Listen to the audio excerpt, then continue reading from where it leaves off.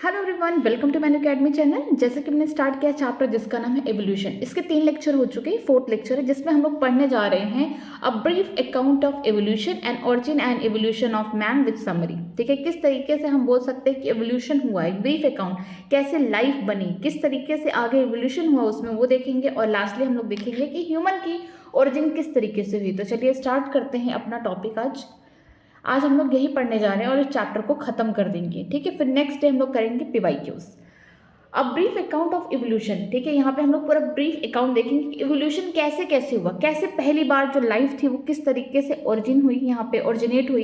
इसके बाद कैसे कैसे उससे मल्टी सेलुलर लाइफ बनी या मल्टी सेलुलर ऑर्गेनिज्म बने, क्या हुआ लैंड पे, वाटर में क्या हुआ, सारी कहानी हम लोग पढ़ने जा रहे हैं। और लास्टली हम लोग देखेंगे कि ह्यूमन कहाँ से बने। ठीक है, About 2000 million year ago, the first cellular form of the life appear on the earth। बोला गया है कि अब से 2000 मिलियन ईयर एगो पहले की कहानी देखा गया तो वहाँ पे एक सेलुलर फॉर्म ऑफ लाइफ बनी, या फिर हम इसको बोल सकते हैं 2 बिलियन ईयर एगो। ठीक है, या 2000 मिलियन ईयर एगो या 2 बिलियन ईयर एगो पहले हमने देखा कि किस तरीके से first cellular form of life क्या हुआ, ऑरिजिनेट हुआ हमारे अर्थ पे। The mechanism of how non cellular aggregate of the giant macromolecule could involve into the cell with a membranous involve is not known. बोला गया है कि ये मैकेनिज्म अभी तक हम जान नहीं पाए, इसके बारे में बिल्कुल हमें ज्ञान नहीं है कि किस तरीके से नॉन सेलुलर जो एग्रीगेट्स है वो एक जाइंट मॉलिक्यूल बना लिए, एक बड़ा सा सेल बना लिए जिसके पास क्या है, मेम्ब्रेन है, इन्वॉल्व है, और वो कैसे बना उसके बारे में हम लोग नहीं जान पाए। मतलब कि किस तरीके से आरएनए, प्रोटीन, या फिर हम बोल सकते हैं पॉलीसेक्राइड मिलके या पिगमेंट्स मिलके क्या बनाए, एक ऐसा सेल बनाए, एक बड़ा सा मैक्रोमोलिक्यूल बनाए जिससे लाइफ अब चल रही है। ये मैकेनिज्म अभी तक हम जान नहीं पाए हैं। Some of this cell had the ability to release oxygen. ठीक है, इन सेल के पास क्या था, कुछ सेल के पास एबिलिटी था कि ऑक्सीजन को भी निकाल सके। मीन्स कि हमारा जो एटमॉस्फेयर रिड्यूसिंग था अब ये कैसा होने वाला है, ऑक्सीडाइजिंग होने वाला है। The reaction could have been similar to the light reaction in photosynthesis, where water is split with the help of the solar energy capture and channelized by the appropriate light harvesting pigment। बोला गया है कि ये reaction उसी प्रकार है जैसा कि हम लोग पढ़ते हैं PS1, PS2 फोटो सिस्टम। ठीक है, उसमें हम देखते हैं कि जो लाइट एनर्जी है, जो सनलाइट से यहाँ पे सोलर रेडिएशन आ रहा है, उससे क्या हो रहा है, पानी टूट रहा है। पानी टूट रहा है तो यहाँ पे क्या देखने को मिलता है, आपको लाइट रिएक्शन देखने को मिलता है। ऐसा सेम यही मैकेनिज्म कहाँ देखने को मिल रहा था, उन ऑर्गेनिज्म के अंदर जो ऑक्सीजन को रिलीज कर रहे थे। Slowly single cell organism become multi cellular life form. ठीक है, धीरे धीरे क्या हुआ, जो सिंगल सेल के ऑर्गेनिज्म थे कैसे हो गए, मल्टी सेलुलर लाइफ फॉर्म के हो गए। मीन्स ढेर सारे सेल डिवाइड करते गए। By the time of 500 million year एगो, 500 मिलियन ईयर एगो, आज से 2000 गए तो यहाँ पे एक सिंगल सेल बना। ठीक है, अब उसमें देखा जाए 1500 मिलियन ईयर एगो आए तो तब जाके ये वाली कहानी हम लोग पढ़ रहे हैं, या फिर आज से देखेंगे 1500 मिलियन ईयर एगो पहले। ठीक है, invertebrates were formed and active. Invertebrates में कौन आएंगे, ठीक है, जो वर्टिब्रेट्स के पार्ट नहीं है। ठीक, जितने भी आए होंगे बोल सकते हैं यहाँ तक हेमिकॉर्डेटा तक ऑर्गेनिज्म। और हाँ, कॉर्डेटा में भी अगर हम बात करते हैं यहाँ पे पाइसेस को भी छोड़ दिया, जैसे साइक्लोस्टोमेटा, ये सारे क्लासेस को भी छोड़ दिया जाए तो इधर वाले वर्टिब्रेट्स हैं। तो ये सब क्या है, इनवर्टिब्रेट्स के बारे में देखा गया। 350 मिलियन ईयर एगो पहले क्या हुआ, इनवर्टिब्रेट्स आए और एक्टिव भी हो गए। Jawless fish probably involve around the 350 million year ago. ठीक है, ऐसी फिश जिसके पास जॉ नहीं है। ठीक है, हम किस क्लास की बात करते हैं, जैसे कि पेट्रोमाइजन हो गया फिशेज, ठीक, हग फिश हो गया।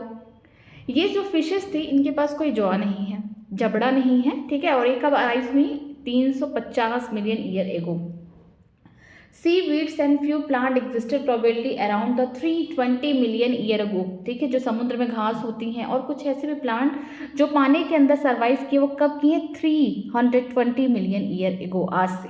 ठीक, we are told that the first organism that invaded the land were plant. हम ये कह सकते हैं कि जो पहले ऑर्गेनिज्म थे पानी से जमीन पर आए वो कौन थे, प्लांट्स थे। They were widespread on the land when animal invaded the land। बोला गया है कि ये सबसे पहले जमीन पे फैल गए प्लांट्स, इसके बाद एनिमल आए और इनके पास। ठीक है, fish with stout and strong fin could move on the land and go back to the water। ये देखिए एक एम्फीबियन का एक साइन है कि एम्फीबियन क्या है, लैंड पे भी रह सकता है, पानी में भी रह सकता है। लेकिन कुछ ऐसी मछलियाँ थी जो थोड़ी स्ट्रॉन्ग थी, ठीक है, उनके फिन्स स्ट्रॉन्ग थे, स्टाउट स्ट्रॉन्ग थे, वो ज़मीन पे आती फिर पानी में चली जाती, ज़मीन पे आती फिर पानी में चली जाती, ठीक है। This was about 350 million year एगो। ये सारी कहानी कब है, 350 मिलियन ईयर एगो पहले। देखिए क्या क्या हुआ, पहला 500 मिलियन ईयर एगो में हम लोग देखें कि जो इनवर्टिब्रेट्स हैं, इंसेक्ट वगैरह, ये सब बहुत एक्टिव हो गए, बन चुके हैं, एक्टिव हो चुके हैं। फिर हमने देखा jawless fish 350 million year ago पहले हुआ। फिर 320 मिलियन ईयर एगो पहले समुद्र की जो घासें हैं, कुछ बोल सकते हैं प्लांट जो पानी के अंदर एग्जिस्ट करते हैं, वो बने, ठीक। फिर हमने देखा कि कुछ ऐसे ऑर्गेनिज्म हैं जो पानी में भी आके रहते हैं, फिर ज़मीन पे जाते हैं, फिर पानी में आके रहते हैं, फिर ज़मीन पे जाते हैं। मीन्स ये क्या है, थोड़ा थोड़ा सर्वाइव कर रहे थे ज़मीन पे रहने के लिए। पानी में तो रहते थे ऑर्गेनिज्म। सबसे पहले तो अगर हम बात करते हैं लाइफ का ऑरिजिन कहाँ हुआ, वाटर के अंदर हुआ। लेकिन कुछ ऑर्गेनिज्म ने क्या किया, धीरे धीरे धीरे अडॉप्ट करना स्टार्ट कर दिया, लैंड की तरफ बढ़ना स्टार्ट कर दिया। ये कब था, 350 मिलियन ईयर एगो पहले। In 1938, a fish catch in the South Africa happened to be coelacanth, which was thought to be extinct। ठीक है, 1938 में एक मछली को पकड़ा गया। कहाँ, ये बहुत इंपॉर्टेंट है, देखिए कहाँ पकड़ा गया, 1938 में एक मछली को पकड़ा गया है साउथ अफ्रीका, ठीक है, साउथ अफ्रीका में पकड़ा गया, जिसका नाम है कोलिकैन, जो कि हम सोचते थे ये क्या है, खत्म हो चुका है। दीज एनिमल कॉल्ड, इन्हीं एनिमल को, कोलिकैन को हम क्या बोलते हैं, लो फिन्स कहते हैं। इवॉल्व इनटू, किसमें इवॉल्व हो चुके हैं, first amphibian that live in both land and water. ठीक है, जो कुछ ऑर्गेनिज्म थे जो पानी में आके रहते थे, जमीन पे जाते थे, पानी में आते थे, जमीन पे जाते थे, वो कौन थे, वो लो फिन्स थे, या फिर हम बोल सकते हैं कोलिकैन थे। ये क्या पकड़े कब गए, 1938 में। इसको मछली को पकड़ा गया कहाँ, साउथ अफ्रीका के किसी झील वगैरह में पकड़ा गया, ठीक है, 1938 में। तो देखा गया कि ये जो मछली है, फिश, हम सोचते थे कि खत्म हो चुके, बट ये खत्म नहीं हुए, बल्कि ये क्या हो गए हैं, ये इन्वॉल्व हो गए किसमें, फर्स्ट एम्फीबियन में, ठीक है, जो पानी में भी रह सकता है, ज़मीन पे भी रह सकता है। There were no specimen left with us, इनका कोई भी स्पेसिमेन नहीं है, मतलब इनका कोई भी फॉसिल हमारे पास नहीं है। However this were the ancestor of the modern day frog and salamander, लेकिन ऐसा माना जाता है कि ये जो मॉडर्न डे में हम लोग एम्फीबियन के बारे में पढ़ते हैं, जैसे कि फ्रॉग हो गया, सैलमेंडर हो गए, इनके क्या रहे होंगे, पूर्वज रहे होंगे। क्यों, क्योंकि उन्होंने पहली बार लैंड पे आके सर्वाइव किया। पानी में रहते लैंड पे जाते, पानी में रहते लैंड पे जाते, तो इससे क्या हुआ, कहीं ना कहीं वो दिखा रहे कि क्या होंगे, एंसेस्टर होंगे किसके, एम्फीबियन के होंगे। The amphibian involve into the reptile, और एम्फीबियन से क्या बने हैं, रेप्टाइल बने हैं, ठीक है। They lay thick shelled egg which do not dry up in the sun unlike those of the amphibian, ठीक है। अगर हम बात करते हैं रेप्टाइल की, तो रेप्टाइल में सबसे खास ये चीज़ था कि वो ज़मीन पे तो रहेंगे, किससे बने हुए हैं, एम्फीबियन से बने हुए हैं, लेकिन जो इनका एग है ना, अब वो ज़मीन पे रख कर भी दे सकते हैं, ठीक है, ज़मीन पे भी दे सकते हैं। एम्फीबियन के बारे में क्या था कि उनके अंडे के ऊपर कोई शेल नहीं था, कोई स्ट्रॉन्ग कवच नहीं था जिससे सन से प्रोटेक्शन दिया जाए, ठीक है, तो वो पानी में अंडे देते थे एम्फीबियन। लेकिन अगर रेप्टाइल की बात करते तो वो अपने अंडे कहाँ रखते थे, वो ज़मीन पे रख सकते थे। क्यों, क्योंकि उस अंडे के ऊपर, इनके अंडे के ऊपर हम बोल सकते हैं एक हार्ड वाइट कलर की लेयर थी कैल्शियम की बनी, उसे हम क्या बोलते हैं, शेल बोलते हैं, जिससे सन से प्रोटेक्शन मिलता था। अब सन की लाइट इस पर गिरेगी तो यह डिहाइड्रेट नहीं होंगे, खराब नहीं होंगे, ठीक है। Again we only see their modern day descent the turtle, tortoise, crocodiles, ठीक है। यहाँ पे बोला गया कि हम मॉडर्न डे के यहाँ पे हम रेप्टाइल्स पढ़ते हैं, जैसे कि टर्टल हो गया, कछुआ, टर्टाइज हो गया, क्रोकोडाइल्स हो गया, एलिगेटर, इनके बारे में पढ़ते हैं। देन नेक्स्ट 200 मिलियन ईयर और सो, ठीक है, उसके बाद 200 मिलियन ईयर या उससे ज़्यादा reptile of different shape and size dominated on the earth, के रेप्टाइल्स आए डिफरेंट शेप के, डिफरेंट साइज के, छोटा बड़ा, ठीक है, यहाँ पे डोमिनेट किए हमारे अर्थ पर। Giant fawn pteridophytes were present but they all failed to form the coel deposit slowly, ठीक है। उस समय क्या था, जब रेप्टाइल्स आए, डोमिनेट किए पूरे हमारे अर्थ पर, उस समय क्या थे, टेडोफाइट्स, बड़े बड़े टेडोफाइट्स थे, बहुत बड़े बड़े टेडोफाइट्स थे। उस टाइम सारे टेडोफाइट्स क्या ज़मीन पे गिर गए। जो इस समय हम लोग कोयले की खदान पे देखते हैं ना, वो सारे टेडोफाइट ही थे, जो धीरे धीरे धीरे धीरे क्या हुआ, डिपोजिट हुए, डिकम्पोज होके ऐसे बन गए, ठीक है। Some of these land reptile went back to the water to evolve into the fish-like reptile probably 200 million year ago. Example Ichthyosaurus. देखिए ये कहानी एक नई आ गई कि कुछ ऐसे रेप्टाइल थे, रेप्टाइल्स देखेंगे, कुछ ऐसे रेप्टाइल हैं जो जमीन पे तो रहते थे लेकिन फिर से पानी में जाके रहने लगे। ठीक है, ये कहाँ रहते थे? ये रेप्टाइल याद रखिएगा। अब तक हमने देखा एम्फीबियन कैसे बनेंगे, कुछ मछली पानी में रहती थी लेकिन फिर भी जमीन पे आती थी, जिससे यहाँ पे बोल सकते हैं कि एम्फीबियन आए। लेकिन कुछ ऐसे रेप्टाइल्स है जो जमीन पे रहते थे लेकिन वो पानी में रहना आ गए। ठीक है, यहाँ पे बोल सकते हैं जो लैंड के रेप्टाइल थे वो जमीन पे रहते थे लेकिन वो फिर से कहाँ भाग के आके पानी के अंदर आ गए। कब? 200 मिलियन ईयर अगो। उनका नाम क्या है? Ichthyosaurus. The land reptile were of course the dinosaur. जो जमीन पे रहने वाले रेप्टाइल थे वो कौन थे? हमारे डायनासोर थे। कौन सा पीरियड चल रहा था? जुरासिक पीरियड चल रहा था। एरा कौन सा था? मीसोजोइक। ठीक है, अभी हम लोग वो भी पढ़ेंगे। The biggest of them that is the tyrannosaurus rex was about 20 feet in the height and had huge fearsome dagger like teeth। बोला गया कि सबसे बड़ा, जो सबसे डोमिनेटिंग है, सबसे शक्तिशाली अगर जो डायनासोर था उस समय, उसका नाम क्या था? ट्राइनोसोरस रैक्स था, जो 20 फीट का था, जिनके पास बड़े बड़े दांत थे और बहुत ही ज़्यादा डेंजर थे। ठीक है, अबाउट 65 मिलियन ईयर एगो the dinosaur suddenly disappear from the earth. ठीक है, अब से देखा जाए तो 65 मिलियन ईयर एगो। ठीक है, डायनासोर कब आए थे? आज से देखा जाए 200 मिलियन ईयर एगो पहले आए थे। और ख़त्म कब हुए? 65 मिलियन ईयर एगो ख़त्म हो गए, कि अचानक से गायब हो गए पूरे अर्थ से। तो सोचिए डायनासोर ने कब तक राज किया? 200 माइनस कर दीजिए 65 तो कितना आएगा? आई थिंक यहाँ पे माइनस करके देखते हैं। यहाँ पे 200 माइनस 65 तो 135 मिलियन ईयर एगो। That is 135 million year ago पहले डायनासोर आके पूरा राज के इतने साल तक वो यहाँ पे हमारे अर्थ को डोमिनेट किए। ठीक है, लेकिन 65 मिलियन ईयर एगो पहले आज से अचानक से जितने भी डायनासोर थे सब डिसअपियर हो गए किसी रीजन से। देखिए, we don't know the true reason. हमें अभी तक कोई सच्चा रीजन नहीं पता चला कि अचानक से सारे डायनासोर कहाँ चले गए। सम से क्लाइमेटिक चेंजेस किल देम। सब कहते हैं कि शायद क्लाइमेट में कोई चेंज हुआ हो जिसकी वजह से सारे डायनासोर मारे गए। सम से most of them evolve into the bird. सब ने कहा कि कुछ जो डायनासोर थे वो बर्ड्स बन गए।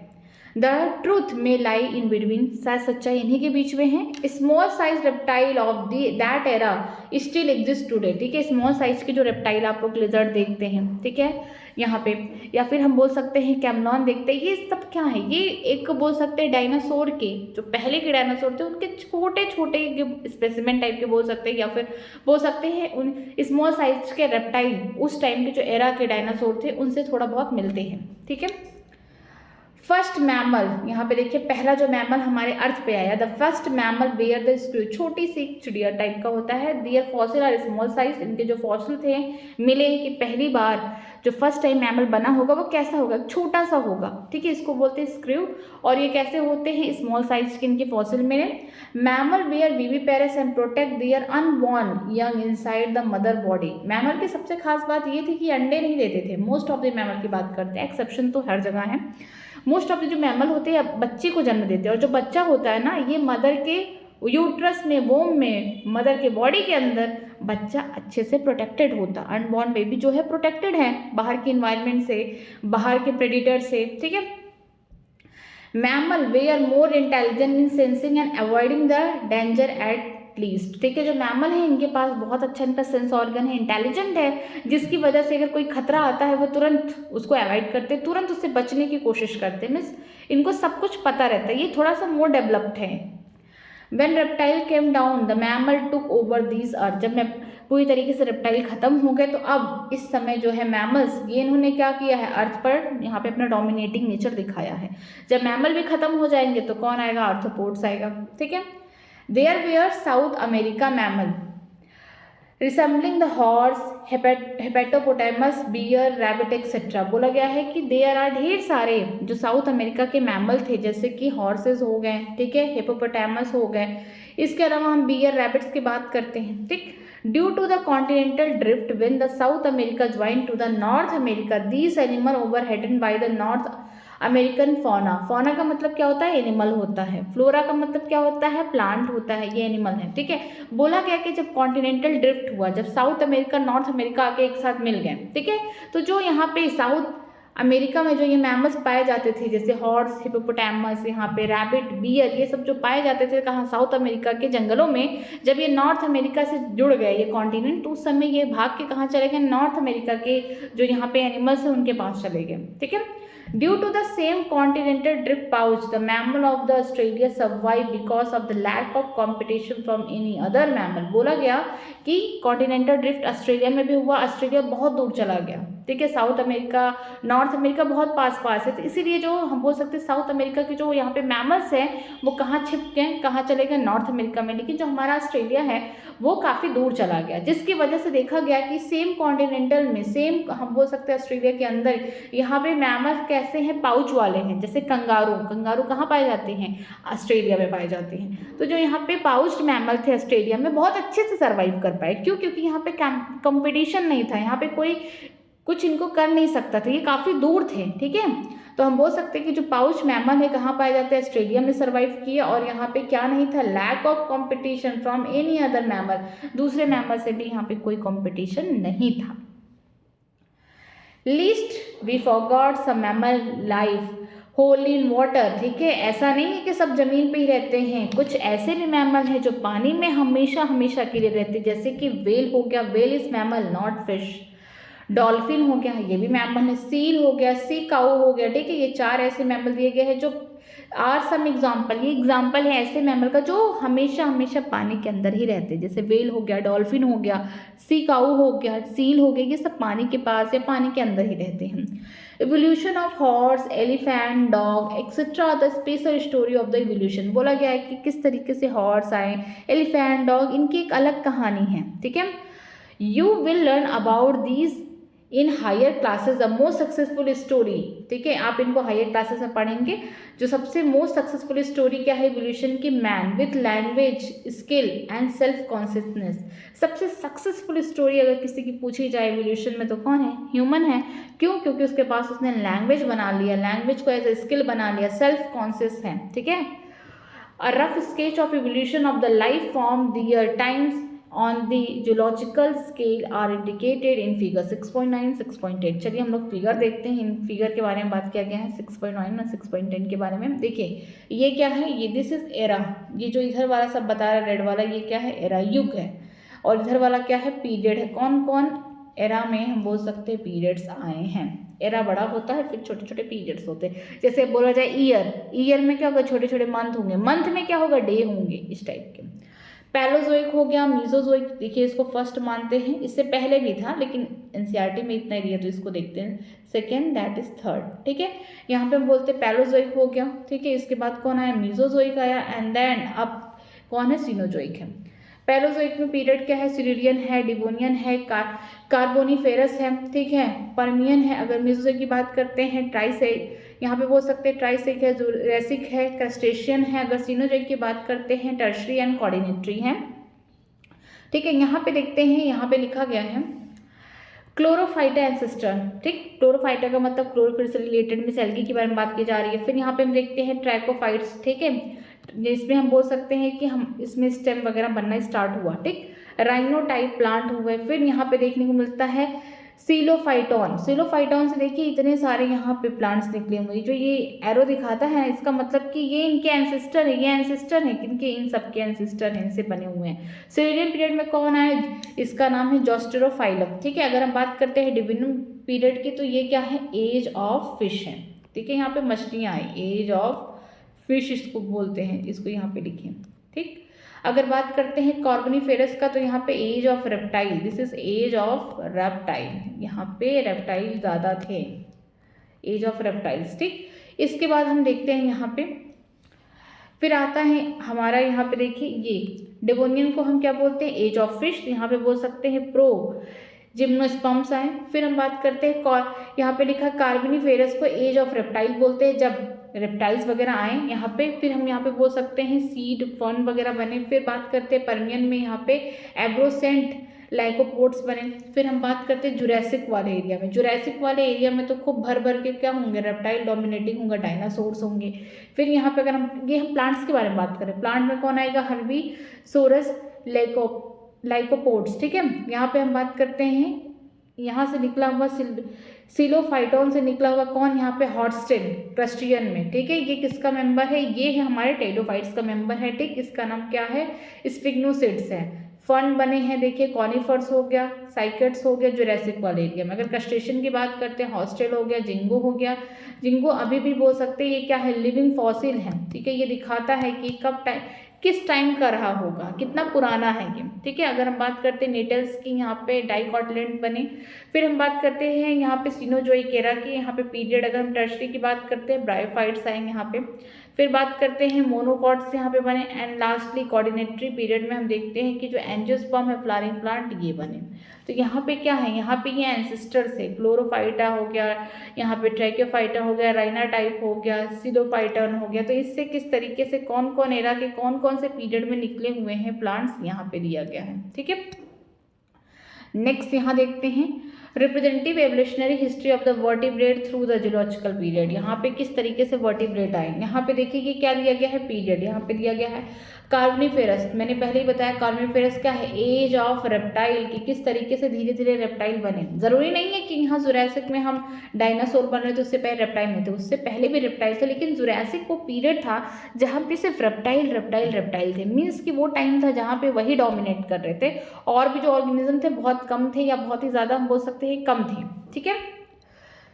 यहाँ पे देखते हैं, हाँ देखिए ये क्या है, अर्ली रेप्टाइल है जो कि खत्म हो गया, इसका नाम हमें नहीं पता। ये अर्ली बहुत पहले बना होगा रेप्टाइल, कब बना था, कार्बोनिफेरस वाले बोल सकते पीरियड में बना हुआ। इसका नाम नहीं दिया एनसीईआरटी में, लेकिन हाँ इससे दो रेप्टाइल बने। ये देखिए यहाँ पे, एक का नाम क्या है, इसका नाम है सिनिप्सिड्स, दूसरे का नाम क्या है, सेरोप्सिड, ठीक है। यहाँ पे अगर हम एक एक करके पढ़ते चलिए, हम सेरोप्सिड के बारे में पढ़ते हैं। इससे देखिए ब्रांचिंग हुई, जिसमें क्या हुआ, दांत आए, थैकोडाइंट, मतलब इसमें तीत, डिफरेंट टाइप के तीत बने, तो इसका क्या नाम है, थैकोडाइंट। ये आगे चल के यहाँ पे भी बनाया होगा ऑर्गेनिज्म, नाम नहीं दिया एनसीईआरटी में। फिर यहाँ से डायनासोर इससे बना हुआ है, ये क्या है, डायनासोर के एंसेस्टर है थैकोडाइंट। ये खत्म हो चुके हैं। डायनासोर भी राज किया, जुरासिक वर्ल्ड से राज करते करते करते करते टर्शरी में ये भी क्या हो गया, एक्सटिंक्ट हो गया। देखें यहाँ पे जुरासिक से ही वो डोमिनेटिंग पीरियड आया रेप्टाइल का, और खत्म होते होते टर्शरी में पहुंच गया।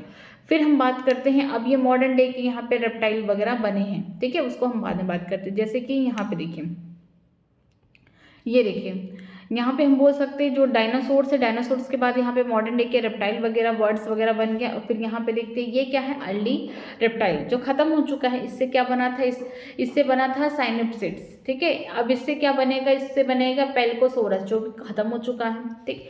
फिर इससे कौन बना है, यहाँ देखिए इससे बना है थेरोप्सिड, ये भी खत्म हो चुका है। और इसके खत्म होने से कौन बना है, मैमल बना है। तो ये क्या दिखा रहा है, ये ग्राफ दिखा रहा है कि कौन एंसेस्टर आया, कौन से कौन इन्वॉल्व हुआ। देखिए यहाँ पे ये पीरियड कौन सा है, कॉर्निफेरस है। यहाँ पे अर्ली रेप्टाइल है, ठीक, जिनका नाम नहीं दिया गया है, लेकिन इनसे दो रेप्टाइल यहाँ पे बने हुए। एक का नाम क्या है, एक का नाम है सौरोप्सिड है, दूसरे का नाम क्या है, सिनिप्सिड्स। जो सौरोप्सिड्स है ये आगे और भी ऑर्गेनिज्म बनाए होंगे, इधर इधर इधर ये जो लाइन दिख रही है और भी ऑर्गेनिज्म बने होंगे, बट एनसीईआरटी में नाम नहीं दिया गया है। सौरोप्सिड से हम बोल सकते हैं कौन बना है, यहाँ पे थिकोडॉन बना है, जिसके डिफरेंट टाइप के तीत बने हैं। फिर ये आगे चल के और भी एनिमल बनाया होगा, लेकिन एक बनाया है डायनासोर। डायनासोर कब आए, जुरासिक पीरियड में आए, लेकिन खत्म कब हो गए, टर्शरी तक खत्म हो चुके हैं, ठीक है। फिर इनसे क्या हुआ, इनसे मॉडर्न यहाँ पे रेप्टाइल बने, जैसे turtle, lizard, snake, turtles, crocodile, birds बने, ठीक। दूसरा हम देखते हैं कि जो हमारे अर्ली रेप्टाइल, इनके दूसरे जो बच्चे हैं या जिनके एंसेस्टर ये और हैं, इनका नाम क्या है, इनका नाम है साइनोप्सिड्स, ठीक है, जिससे बने हुए कौन, पेलिसोरस जो कि एक्सटिंक्ट हो चुके हैं। फिर कौन बना, इसे थेरोप्सिड बना, ये भी खत्म हो गया है। लेकिन अब ये किसकी तरफ डायरेक्ट कर रहे हैं, ये मैमल्स की तरफ डायरेक्शन दिखा रहे हैं कि आगे से कौन बने हुए हैं, मैमल्स बने हुए हैं, ठीक है। आगे हम लोग पढ़ने जा रहे हैं origin and evolution of human, किस तरीके से ओरिजिन हुई है इंसानों की, कैसे कैसे धीरे धीरे यहाँ पे एवोल्यूशन हुआ है। About 15 million year ago primate called dryopithecus and ramapithecus were existing. 15 million year ago, आज से 15 मिलियन ईयर एगो पहले जाएंगे तो आपको दो टाइप के प्राइमेट्स देखने को मिलेंगे। एक ड्रायोपिथेकस है, इसको हम बोलते हैं एप लाइक, ठीक है, और रामापिथेकस, राम जैसा नाम है यहाँ पे, तो हम बोल सकते हैं ह्यूमन लाइक या मैन लाइक। यहाँ पे सबसे बेस्ट होगा मैन लाइक, ठीक है, यहाँ पे हम बोल सकते हैं मैन लाइक, रामापिथेकस को हम मैन लाइक बोल सकते हैं। They were hairy and walk like gorilla and chimpanzee. इनके पूरे शरीर पे क्या था, बड़े बड़े बाल थे, हेयर थे, और ये चलते किसकी तरह थे, गोरिल्ला की तरह, चिंपैंजी की तरह चलते थे। Ramapithecus were more man like while the dryopithecus was more ape like. बोला गया कि जो रामापिथेकस हैं ये कैसे हैं, मैन के जैसे हैं, लेकिन अगर हम बात करते हैं ड्रायोपिथेकस, ये किसकी तरह है, एप लाइक है। ठीक है। Few fossil of the human-like bone have been discovered in Ethiopia and Tanzania। कुछ फॉसिल मैन की तरह, मैन की हड्डियों की तरह देखने को मिला। कहाँ पे डिस्कवर किया गया है, यूथोपिया में किया गया है एंड टर्जीना में किया गया है। These reveal the humanoid feature leading to the belief that about 3 to 4 million year ago man-like primate walking in the eastern Africa। बोला गया है कि कुछ इंसानों के जैसा यहाँ पे कुछ फीचर दिख रहा है, जैसा माना जाता है कि 3 to 4 मिलियन ईयर को पहले यहाँ पे मैन लाइक प्राइमेट थे, जो कहाँ से वॉक करते हुए गए, ईस्टर्न अफ्रीका से। ठीक है। They were probably not taller than the 4 feet but walk up to right. ठीक है, अपराइट। यहाँ पे बोला गया है कि ये 4 फीट से ज़्यादा लंबे नहीं थे, लेकिन हाँ ये सीधे खड़े होके चल सकते थे। 2 मिलियन, यहाँ पे नाम नहीं बताया कि 3 to 4 मिलियन कौन है, लेकिन इतना बताया गया कि इंसानों की तरह दिखते थे, ईस्टर्न अफ्रीका से निकले हुए हैं, ये 4 फीट से भी कम है, लेकिन हाँ ये सीधा चलते, 2 पैर से चलते हैं। ठीक है। 2 million year ago australopithecine probably lived in the East African grassland. बोला गया है कि 2 मिलियन ईयर अगो पहले अगर हम बात करते हैं ऑस्ट्रोपिथेशियन को, ये कहाँ रहते थे, यही रहते थे ईस्टर्न अफ्रीका के ग्रासलैंड में, बड़े बड़े घासों के जंगल में रहते थे।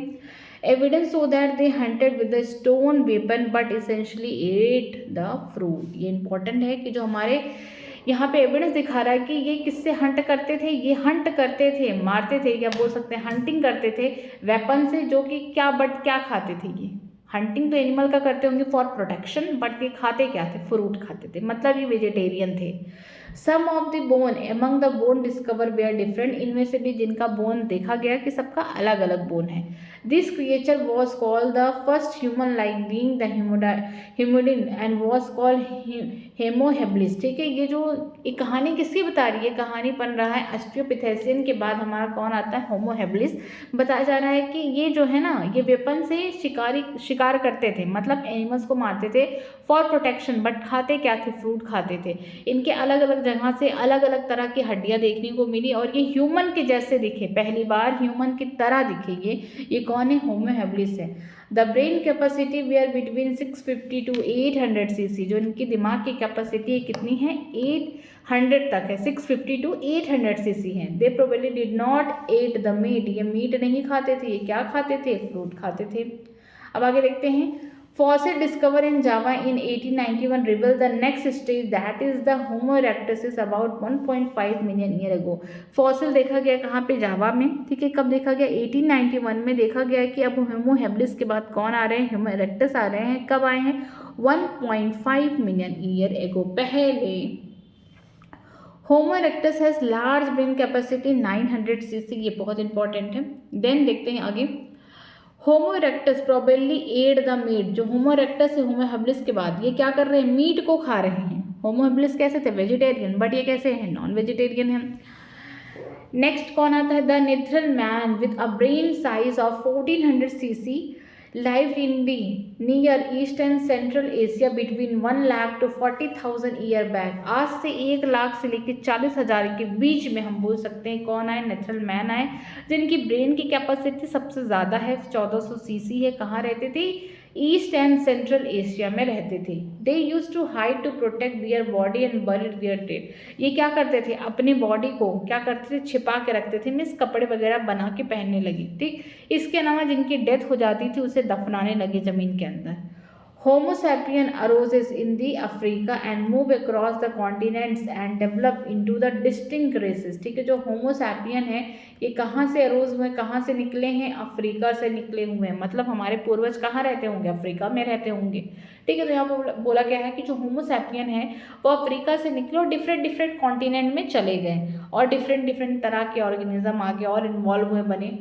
ड्यूरिंग द आइस एज किसके बीच में होता है, बिटवीन 70,000 से लेकर 10,000 ईयर एगो मॉडर्न होमोसैपियन अरोजेस। बोला गया है कि अगर हम आइस एज की बात करते हैं लगभग आज से 75 साल से लेकर 10,000 पीछे हम आए इधर, तो ये आइस एज है जहाँ पे हमें मॉडर्न होमोसैपियन देखने को मिलता है।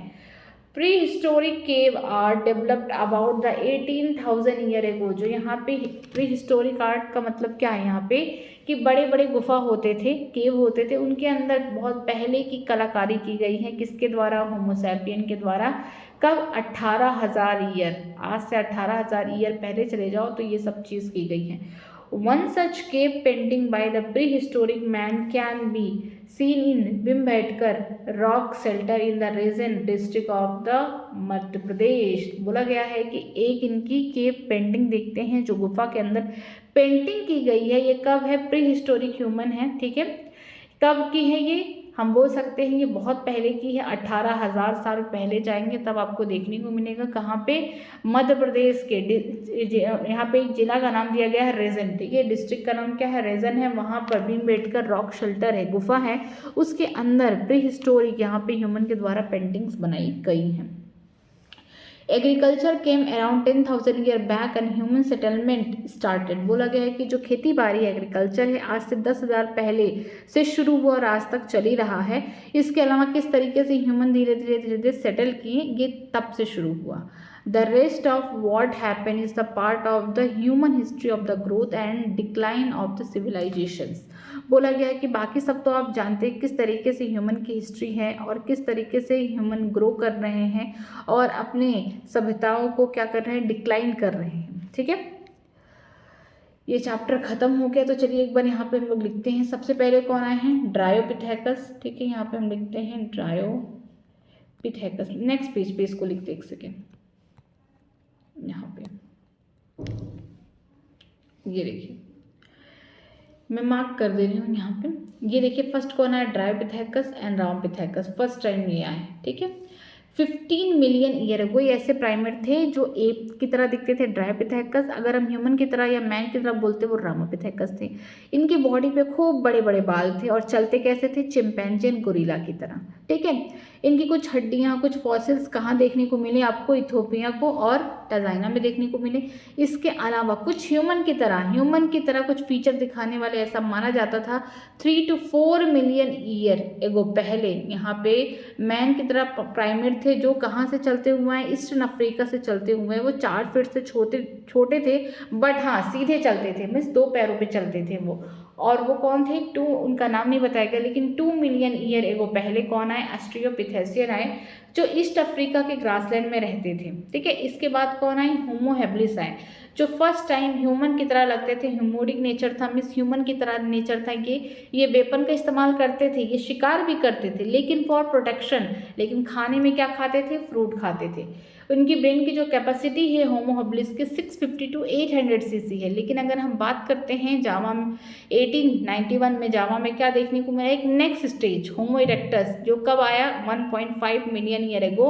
जो ह्यूमो इरेक्टस है उनकी जो ब्रेन की कैपेसिटी है वो कितनी है? 900 सीसी है। इसके बाद अब देखिए कौन आता है, और ये मीट को खाते थे होमो इरेक्टस। इसके बाद आते हैं हमारे नेथरल मैन जिनकी ब्रेन की कैपेसिटी सबसे ज़्यादा है, 1400 सीसी है। जो कहाँ रहते थे? ये ईस्ट और सेंट्रल एशिया के बीच में रहते थे। कब आए थे? 1 लाख से लेकर 40,000 ईयर बैक। ये क्या करते थे? अपने बॉडी को छिपा के रखते थे, कपड़े वगैरह पहनते थे, लेकिन हाँ जिसकी मृत्यु हो जाती थी, डेथ हो जाती थी, उसे ज़मीन के अंदर ये क्या करते थे? दफना देते थे। होमो सैपियन जो होते हैं ये कहाँ से निकले हुए हैं? अफ्रीका से निकले हुए हैं। डिफरेंट कॉन्टिनेंट में चले गए हैं और डिफरेंट बोल सकते हैं एवोल्यूशन हुआ डिफरेंट तरीके से।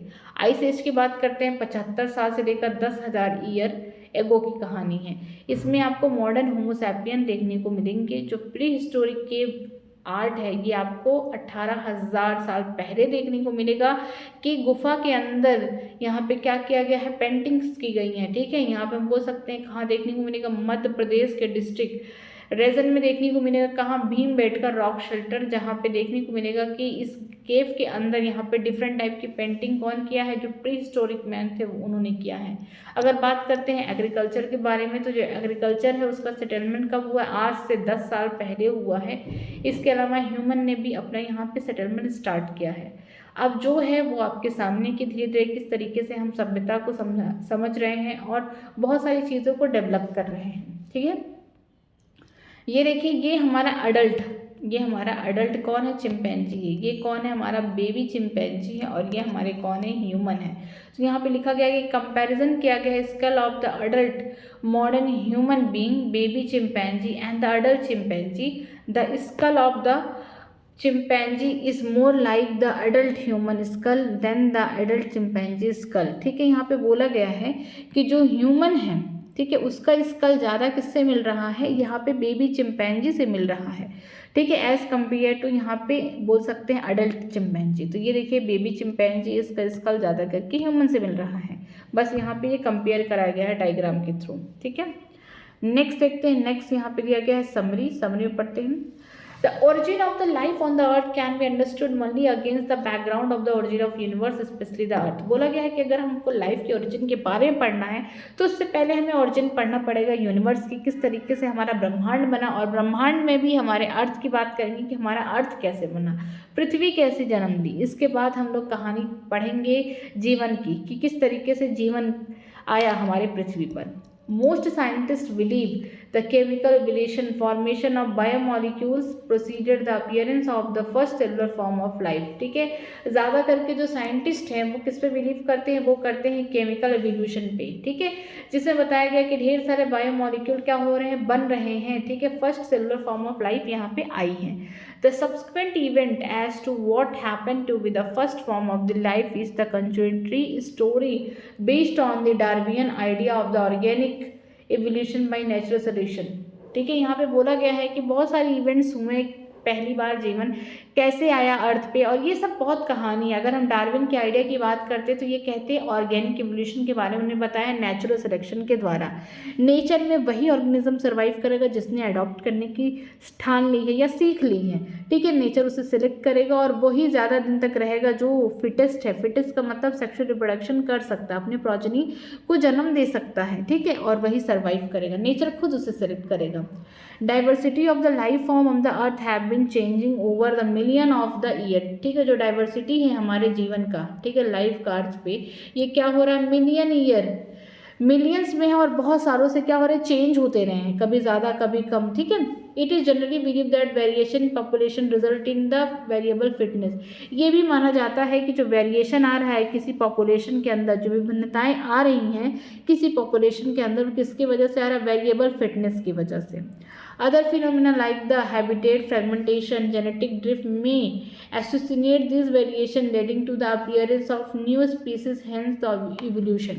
बोला गया है कि अगर हैबिटेट फ्रेगमेंटेशन हो जाए, मान लीजिए कुछ ऑर्गेनिज्म यहाँ रहते हैं, अचानक से इनमें बंटवारा हो गया, इधर आधा जमीन कर दिया गया, आधा इधर, तो इससे क्या देखने को मिलेगा, इससे आपको यहाँ पे हैबिटेट फ्रेगमेंटेशन देखने को मिलेगा। ठीक है, और जेनेटिक ड्रिफ्ट, यहाँ पे क्या होता है कि एक स्पेशल टाइप का एक नया स्पीसीज बन जाता है। जब एक ही स्पीसीज किसी बाई चांस, यहाँ पे जेनेटिक ड्रिफ्ट में क्या होता है, बाई चांस कोई इवेंट हो जाए और वो स्पीसीज वहाँ से चली जाए, कहीं दूसरी जगह रहने लगे, किसी छोटे से पॉपुलेशन में, उसके क्या हो जाते हैं, फाउंडर हो जाते हैं, इन्होंने उसको बनाया है। ठीक है, homology account for by the idea of branching descent. ठीक है, होमोलॉगी में क्या था कि एंसेस्टर क्या थे, सेम थे। यहाँ पे जो ओरिजिन होगा वो क्या होगा, सेम होगा। तो ये दिखाता है होमोलॉगी किसको, ब्रांचिंग डेसेंट को, जो डार्विन बार बार कहते हैं। Study of the competitive anatomy, fossils and competitive biochemistry provide the evidence for evolution. ठीक है, एविडेंस फॉर इवोल्यूशन में हमने ये पढ़ा कि कौन कौन से ऑर्गन सेम होते हैं, फंक्शन में डिफरेंट होते हैं, जिनकी ओरिजिन सेम हो गई बट फंक्शन डिफरेंट हो गए, वो कैसे हो गए, होमोलॉगी हो गया। ऑर्गन तो सेम जैसे बना बट फंक्शन अलग हो गए, ये कैसे होंगे, डाइवर्जेंट एवोल्यूशन दिखाएंगे। लेकिन ऐसे ऑर्गन जिनका फंक्शन क्या है, सेम है, बट ये बने अलग अलग बोल सकते हैं, यहाँ पे ओरिजिन उनकी अलग अलग जगह से हुई है, तो इनको हम क्या बोलते हैं, एनालॉगस ऑर्गन है। ठीक है, लेकिन ये कैसे होते हैं, कन्वर्जेंट एवोल्यूशन को शो करते हैं। फॉसिल की बात करते हैं, डिफरेंट टाइप के ऑर्गेनिज्म का, यहाँ पे फॉसिल सेडिमेंट्री रॉक के नीचे मिला है। फिर हम बायोकेमिस्ट्री को हम क्या करते हैं, यहाँ पे कंपेयर करते हैं आरएनए, डीएनए वगैरह, तो हमें एविडेंस पता देखने को मिलता है कि किस प्रकार से एवोल्यूशन हुआ होगा। Among the story of the evolution of the individual species, the story of the evolution of the modern man is most interesting and appear to the parallel evolution of the human brain and language. बोला गया है कि इनमें से भी सबसे अच्छी कहानी उसकी है जो एक इंडिविजुअल स्पीसीज है एवोल्यूशन में, ठीक है, जिसने कहानी बताई एवोल्यूशन का वो कौन है, मॉडर्न मैन की कहानी है। सबसे इंटरेस्टिंग ये बात यही है एवोल्यूशन में कि मॉडर्न मैन की कि इन्होंने पैरेलली क्या किया है, इवॉल्व किया है। इनके पास क्या है, ह्यूमन के पास जो ब्रेन की साइज़ है वही बढ़ती हुई चली गई और साथ में इन्होंने लैंग्वेज को डेवलप किया है। तो याद रखिएगा सबसे पहले कौन आए, 15 मिलियन ईयर अगो पहले कौन है, ड्रायोपिथेकस, जो कि कैसे थे, एप लाइक थे, ह्यूमन की तरह कौन दिख रहा था, मैन जैसा, रामोपिथेकस।